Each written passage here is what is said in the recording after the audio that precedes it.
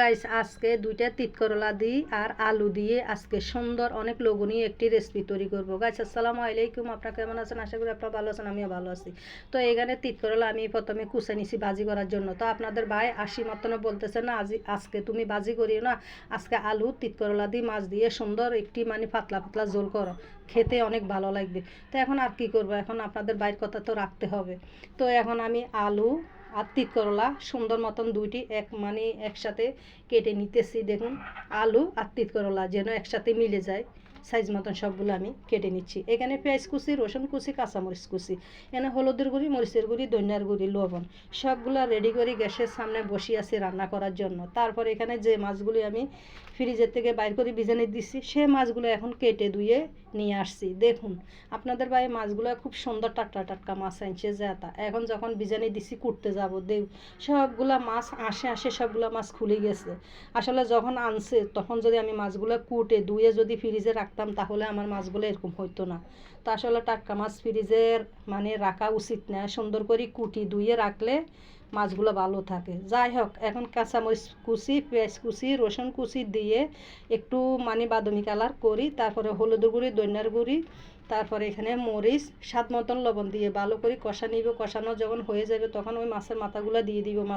মাথাগুলো দিয়ে ভালো করে কষা একটু পরিমাণ মতন পানি দিব। পানি দিয়ে যখন এক পর্যায়ে আমার কষানো হয়ে যাবে তখন আমি কি করব, ওই আলু তারপরে এখানে যে আপনার সবজিগুলো কেটে নিচ্ছি এই সবজিগুলো এখন আমি দিয়ে দিব। দিয়ে ভালো করে আবার আমি লেড়ে দিব, লেড়ে সেড়ে দিয়ে ভালো করে আবার ঢাকনা দিয়ে ঢেকে রাখবো 5 মিনিটের জন্য। 5 মিনিট পরে আবার আসবো, আবার আসি কী করবো, আবার আমি উল্টাই ভালো করে লেড়ে দিব। লেড়ে দিয়ে এখানে ভালো মতন পরিমাণ মতন এখানে পানি দিয়ে দিব।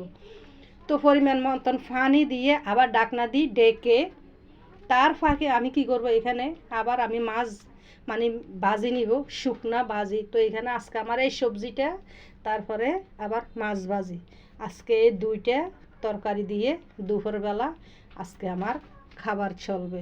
তো যারা অলরেডি অল টাইম যারা আমার ভিডিওগুলি দেখতেছেন, আমাকে সাপোর্ট করতেছেন, আমার মনের থেকে আপনাদেরকে অনেক অনেক ধন্যবাদ জানাইতেছি। তো আমাকে এভাবে সাপোর্ট করার জন্য, ভালোবাসা দিবার জন্য আপনাদেরকে অনেক অনেক ধন্যবাদ।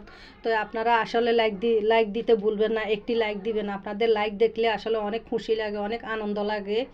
তারপরে আপনারা কেমন ধরনের ভিডিও দেখতে চান প্লিজ আপনারা কমেন্ট করে বলবেন, সে দৃষ্টে আমি ভিডিও বানাইতে চেষ্টা করব। তো আসুন আমরা একসাথে মিলেমিশে আমরা কাজ করি। আমি আপনার কমেন্ট দৃষ্টে আপনার বাড়ি যাব, আপনার বাড়ির রাস্তাটা আমাকে চিনিয়ে দিবেন, সেই দৃষ্টে আমরা একে অপরকে সাপোর্ট করতে পারবো, ভালোবাসা দিতে পারবো। আপনার চ্যানেল আমি সাবস্ক্রাইব করতে পারবো, আপনার আমার চ্যানেলটা সাবস্ক্রাইব করতে পারবেন। এইভাবে আমাদের একে অপরের ভিডিওগুলি আমরা যদি দেখতে পারি তাহলে তো ইনশাআল্লাহ আমাদের ভিডিওগুলি ফর ইউতে যাবে। ফর ইউতে যাইলে তো মনে করেন, বুঝেন তো, একটা ভিডিও যদি ভাইরাল হয় তাহলে আপনি মনে করবেন সবগুলা ভিডিও ভাইরালে যাবে, ভালো পরিমাণে ভিউজ আসবে, সাবস্ক্রাইব বাড়বে।